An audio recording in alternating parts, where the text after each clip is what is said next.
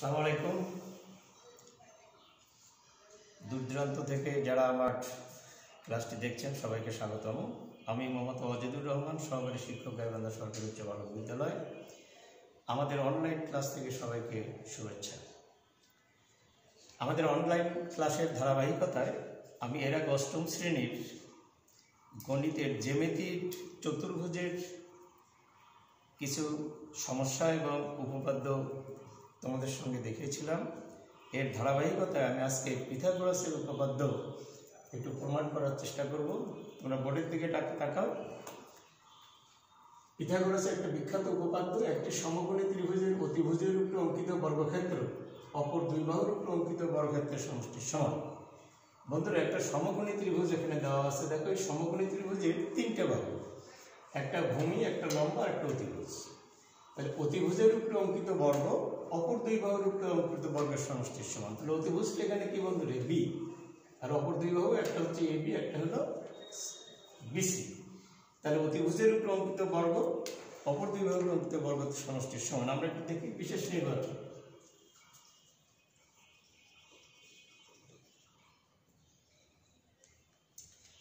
আমরা এখানে দেখবো কি, মনে করি এবিসি একটি সমকোণী ত্রিভুজ।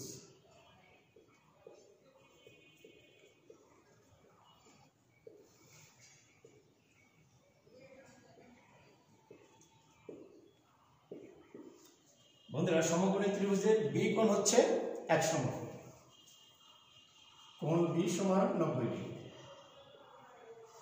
এবং এখানে কয়েকটা জিনিস দেওয়া আছে। তাহলে এ বি সমান সি, বিসি সমান এ এবং এসি সমান বি। তাহলে বন্ধুরা দেখো তো, অতিভুজ কি? অতিভুজ হচ্ছে এসি, আর অপর দুই বাহু একটা হলো এ বি, একটা হলো এসি। তাহলে কি প্রমাণ করতে হবে? অতিভুজের উপরে অঙ্কিত বর্গ। তাহলে প্রমাণ করতে হবে যে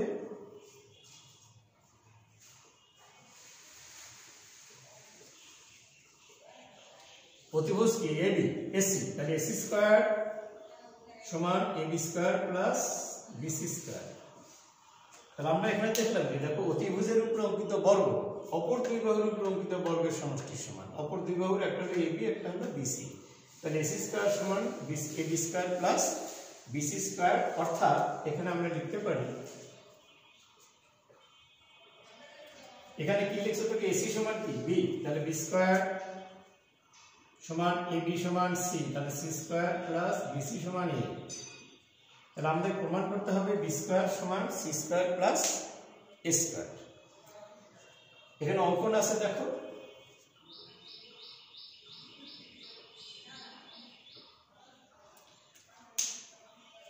বিসিকে ডি পর্যন্ত বর্ধিত করি, বিসিকে ডি পর্যন্ত বর্ধিত করি, এমন ভাবে বর্ধিত করব এ বি সমান বিডি হয়। তাহলে ডি পর্যন্ত বর্ধিত করতেছি। দেখো, তাহলে এটা সি, এটাও সি। দেখো, এই সি আর এই সি কিন্তু আলাদা। তাহলে এ বি সমান সিডি। এখন ডি বিন্দুতে একটা লম্ব অঙ্কন করি, ডি বিন্দুতে লম্ব অঙ্কন করি, যেটা বিসি সমান হবে।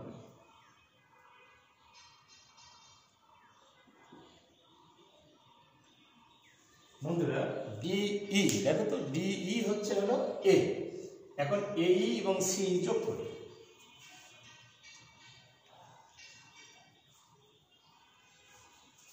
আমরা আবার একটু বলার চেষ্টা করি। দেখো, তাহলে দেখো একটা ফিগার আসছে।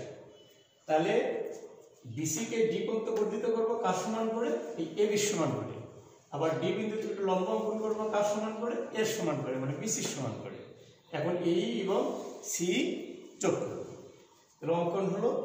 তাহলে অঙ্কনটা আমি লিখছি না, সব এখানে আমি বলে দিচ্ছি। আবার বলছি, দেখো, বিসি কে ডি পর্যন্ত বর্ধিত করি কার সমান করে? সির সমান করে, মানে এ বি সমান করে। ডি বিন্দুতে লম্ব অঙ্কন করবো কার সমান করে? বিসির সমান করে। তাহলে এই এবং সি যোগ করি। এখন আমরা প্রমাণ করবো। দেখো, এই প্রমাণটার কয়েকটা ধাপ আছে, এই জন্য অনেক সময় একটু বুঝতে অসুবিধা হয়। একটা ধাপের সাথে আরেকটা ধাপ যদি আমরা না মিলাই তাহলে কঠিন মনে হবে। দেখো, ত্রিভুজ এ বি সি এবং ত্রিভুজ সিডিই খুব সহজভাবে চিন্তা করো কি কি জিনিস সমান আছে। দেখো তো, ত্রিভুজ এবিসি, এই ত্রিভুজটা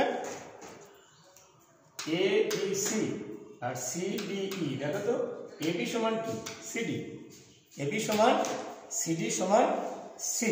আমরা দেখি দেখো এবি সমান সিডি সমান সি লেখা যেতে পারে।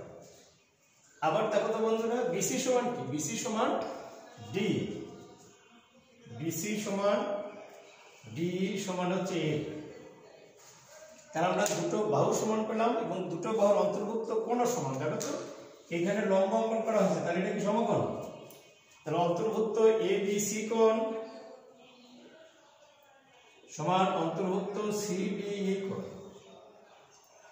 তাহলে দুটো বাহু আর অন্তর্ভুক্ত কোণ যদি সমান হয় তাহলে ত্রিভুজদ্বয় সর্বসম হয়। অতএব ত্রিভুজ এ বি সি সর্বসম ত্রিভুজ সি ডি ই। তাহলে দুটো ত্রিভুজ যদি সর্বসম হয় তার সকল প্রপার্টিজ সমান হবে, সকল বাহু সমান হবে। তাহলে দেখো তো বন্ধুরা এই ত্রিভুজ আর এই ত্রিভুজ যদি সমান হয় তাহলে এসি বাহু আর সি বাহু সমান হবে, অবশ্যই হবে।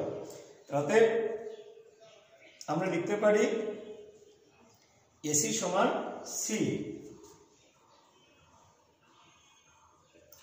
এসিটাকে আমরা কি বলছি বি, তাহলে সিটাও হবে বি, তাহলে আমরা এখানে বি লিখতে পারি। আবার যেহেতু ত্রিভুজের সকল প্রপার্টিজ সমান হবে তাহলে আমরা দুটো কোণ এখানে সমান দেখাতে পারি। দেখো তো বি এ সি কোণ,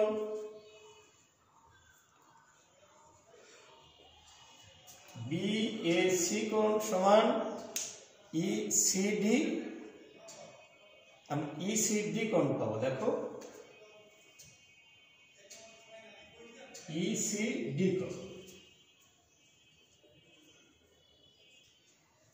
আমরা এই জায়গা থেকে আমরা কি পেলাম, এই দুটো ত্রিভুজের মধ্যে আমরা প্রমাণ করলাম কি সর্বসম। সর্বসম প্রমাণ করার পরে আমরা পেলাম এসি সমান হলো সি, তাহলে বি, আর একটা বি এ সি কোণ সমান ই সি ডি কোণ। এটা আমার পরবর্তীর যে ধাপ সেই ধাপে আমার এখানে দরকার পড়বে। আচ্ছা এটুকু আমি মিশিয়ে দিই, আবার একটু দেখি।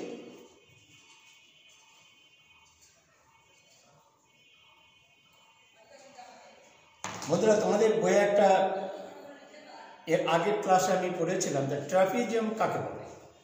ট্রাপিজিয়াম হচ্ছে যে কোনো দুটি সন্নিহিত দুটি বাহু যদি সমান্তরাল হয় তাহলে ট্রাপিজিয়াম হবে। তাহলে এখানে একটু খেয়াল করো বন্ধুরা, এবি এবি লম্ব তাহলে 90 ডিগ্রি, আবার ডিইউ লম্ব। দেখো একই বাহুর উপরে বিডির উপরে এবিও লম্ব ডিইউ লম্ব। তাহলে এবি লম্ব বিডি, দেখো আমি লিখছি এবি লম্ব বিডি এবং ডি লম্ব,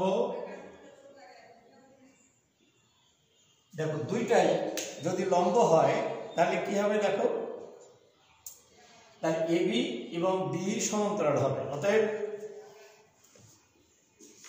এবি সমান্তরাল ডি। বন্ধুরা কেন সমান্তরাল হবে, দেখো এইটা হচ্ছে লম্ব, এবি কার উপর লম্ব, বিডির উপর লম্ব, আবার ডিইউ হচ্ছে বিডির উপর লম্ব। তাহলে অতএব এবি এবং ডি সমান্তরাল, যদি সমান্তরাল হয় তাহলে কি হবে, এটা একটা ট্রাপিজিয়াম হবে। সুতরাং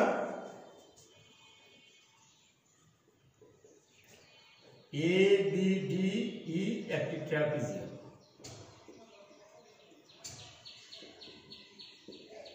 আমি আগে বলছি বন্ধুরা ট্রাপিজিয়াম কাকে বলবো, কোন চতুর্ভুজের সম্মুখীন যে কোনো দুটো বাহু যদি সমান্তরাল হয় তাহলে সেটা ট্রাপিজিয়াম। এ বি ডি এর একটা চতুর্ভুজ, তার এ বি এবং ডি বাহু সমান্তরাল আমি দেখালাম, সমান্তরাল হলে তাহলে এ বি ডি একটি ট্রাপিজিয়াম। বন্ধুরা এখন আমরা একটু একটা জিনিস দেখবো, একটু খেয়াল করো। আবার দ্বিতীয় অংশ আমি একটু মিশিয়ে দেই।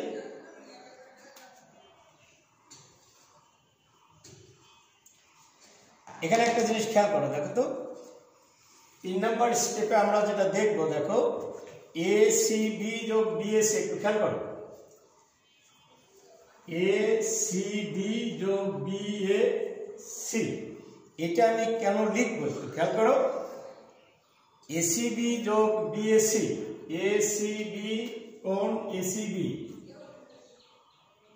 যোগ বিএসি, এই জায়গাটা একটু খেয়াল করো, এই দুটো কোণের যোগফল কত বলো তো? একটু খেয়াল করো, আমি লেখাটা পরে লিখছি, তোমাদের বইয়ে সরাসরি লেখা আছে। এ বি সি কয়টা কোণ? 1 2 3। এই কোণটা কত ডিগ্রি? 90 ডিগ্রি। তাহলে এই দুটোর যোগফল কত হবে? 90 ডিগ্রি হবে। আমি 90 ডিগ্রি লিখি। কেন 90 ডিগ্রি হবে? তাহলে সমকোণী ত্রিভুজের একটা তিনটে কোণের সমষ্টি 180 ডিগ্রি। একটা কোণ যদি 90 ডিগ্রি হয়, অপর দুটোর যোগফল অবশ্যই 90 ডিগ্রি হবে। আবার আমরা লিখতে পারি কোণ এসিবি কোণ সমান, দেখো একটু, এসিবি কোণ যোগ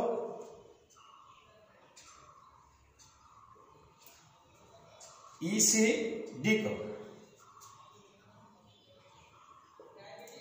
তোমাদের বইয়ে এইভাবে লেখা নেই, আমি একটু সহজ করে বোঝাচ্ছি। দেখো তো, এটাও কেন 90 ডিগ্রি হবে? এ সি বি কোণ, আরেকটা হলো ই সি ডি কোণ। তাহলে এই দুটো সবগুলো তিনটা সমান কি হবে? দেখো তো, এখানে একটা জিনিস একটু খেয়াল করো তোমরা, এসি বি যোগ বিএসি, আরেকটা হচ্ছে এসি বি যোগ ইসিডি এক সমকোণ হবে। কেন এক সমকোণ হবে? এটাও তো দেখো, এই দুটো যদি এটা এক সমকোণ, এটা এক সমকোণ, তাহলে এই দুটোর বাহু যদি আমরা সব সমান দেখাচ্ছি, তাহলে কত? 90 ডিগ্রি। তাহলে এই দুটো যদি এক সমকোণ হয়, তাহলে এসি ই কোণ সমান কি হবে? এক সমকোণ হবে। এসি ই কোণ একটা হচ্ছে, তাহলে আমরা এখান থেকে সরাসরি কি লিখতে পাচ্ছি দেখো, তাহলে এটাও এক সমকোণ, এটাও এক সমকোণ। এই কোণ আর এই কোণ যদি এক সমকোণ হয়, তাহলে এসি ই কোণ সমান কত হবে? এক সমকোণ। অতএব এসি ই কোণ সমান এক সমকোণ বা 90 ডিগ্রি। তাহলে এসি ই কোণ যদি 90 ডিগ্রি হয়, তাহলে এসি কি একটা সমকোণী ত্রিভুজ। এখন একটু খেয়াল করো বন্ধুরা, এটুকু আমি বিষয় দিচ্ছি। আবার একটা স্টেপ খুব ভালো করে খেয়াল করবো। এইখানে এসে সবাই একটু এলোমেলো করে, একটু ম্যাথমেটিক্যাল টার্ম। আমরা এ বি ডি ই ট্রাপিজিয়ামের ক্ষেত্রফল বের করব। তাহলে আমরা লিখব, তাহলে এখন ক্ষেত্রফল এ বি ডি ই আমরা সরাসরি লিখি, এ বি ডি ই ট্রাপিজিয়ামের ক্ষেত্রফল সমান, আমরা সংক্ষেপে লিখি ক্ষেত্র এ বি ডি ই। এটা অনেক সময় এক লাইনে লেখা হয় না, জন্য একটু সমস্যা হয় বুঝতে। এই যে ট্রাপিজিয়াম বলছি আমরা, এই ট্রাপিজিয়ামের কয়টা ত্রিভুজ আছে? 3টা। দেখো, ত্রিভুজ A B C, A B C যোগ ত্রিভুজ ক্ষেত্র ইসিডি যোগ ত্রিভুজ ক্ষেত্র এসিই। তাহলে ট্রাপিজিয়াম, এখানে আমরা একটা ট্রাপিজিয়াম লিখে দিই, তাহলে একটু বুঝতে সুবিধা হবে। তাহলে এ বি ডি ই ট্রাপিজিয়ামের ক্ষেত্রফল এই তিনটে ত্রিভুজের ক্ষেত্রফলের সমষ্টির সমান। আমরা জানি কি ট্রাপিজিয়ামের ক্ষেত্রফল সমান কি? হাফ গুণন মধ্যবর্তী দূরত্ব সমান্তরাল বাহুদ্বয়। তাহলে এখানে বলা আছে হাফ সমান্তরাল বাহুদ্বয়ের যোগফল। খেয়াল করো, বা হাফ সমান্তরাল বাহুদ্বয় কোনটা? এ বি আর হলো ডি। তাহলে এ বি যোগ সমান্তরাল বাহুদ্বয়ের যোগফল গুণন সমান্তরাল বাহুদ্বয়ের মধ্যবর্তী দূরত্ব। মধ্যবর্তী দূরত্ব কি? বিডি। তাহলে বিডি। আমি আবার বলছি, ট্রাপিজিয়ামের ক্ষেত্রফল হচ্ছে হাফ সমান্তরাল বাহুদ্বয়ের যোগফল আর হচ্ছে সমান্তরাল বাহুদ্বয়ের দূরত্ব। ত্রিভুজ ক্ষেত্র এবিসি, দেখো এবিসি, এবিসি ত্রিভুজের হাফ ভূমি গুণন উচ্চতা। ভূমি কি? ভূমি এ, উচ্চতা হলো সি, তাহলে হাফ এসি। এটা হলো ইসিডি, দেখো হাফ, এখানে ভূমি গুণন উচ্চতা কি হয়? এই যে ভূমি একটু উচ্চতা, তাহলে হাফ এসি, এখানে হাফ এসি। আর এখানে দেখো কি হচ্ছে? হাফ, এটা ভূমি, এটা উচ্চতা, ভূমি এবং উচ্চতা দুটোই সমান, তাহলে হচ্ছে হাফ ডি স্কয়ার। এখন আমরা যে কাজটা করব সরাসরি ম্যাথমেটিক্যাল, আমরা সেই ম্যাথমেটিক্স এখানে দেখব। এই বিডি সমান কি লেখা যেতে পারে দেখো, বিসি প্লাস সিডি বা half AB plus D, BD সমান হচ্ছে বিসি প্লাস সিডি। এখানে এটা দেখো হাফ কমন যায়, সবগুলোর মধ্যে হাফ কমন যায় কিনা দেখো তো, হাফ কমন গুলো কি থাকে, 2ac প্লাস বি স্কয়ার, এই হাফ আর এই হাফ কেটে যায়। তাহলে এবি প্লাস ডি সমান কি লেখা যেতে পারে দেখো তো, A B plus D C plus A, B C plus C D, এটাও দেখো বিসি প্লাস, এই যে A B plus D C plus A, B C plus C D, এটা হচ্ছে সি প্লাস এ। এখানে 2ac প্লাস বি স্কয়ার যা আছে ওটাই লিখে দেই। এটা দেখো তো, এটা কি হয়, C square plus 2ac plus square, 2ac plus B square, ac ac কাটা যায়, অতএব C square plus A square সমান বি স্কয়ার। এটা আমাদের প্রমাণ হলো, দেখো যে বি স্কয়ার সমান সি স্কয়ার প্লাস স্কয়ার। তাহলে এটি আমরা মানে সোজা করে লিখবো, তাহলে এখানে জায়গার জন্য আমি লিখলাম না। তাহলে বি স্কয়ার সমান সি স্কয়ার প্লাস স্কয়ার প্রমাণিত। একটা বিখ্যাত উপপাদ্য, এখানে স্টেপ বাই স্টেপ যদি তোমরা না দেখাও তাহলে এটা সমস্যা হবে, এবং কোন স্টেপের পরে কোন স্টেপ আসবে তোমরা একটু ভালো করে খেয়াল করবে, বই থেকে মিলাই নিবা, এবং শেষে একটা ম্যাথমেটিক্যাল টার্ম এটা তোমরা এক লাইনে লেখার চেষ্টা করবা। বইয়ে একটু আলাদা করে দেওয়া আছে যেন অনেক শিক্ষার্থী বুঝতে পারে না, তোমরা বাসায় একটু অনুসরণ করবা। ধন্যবাদ।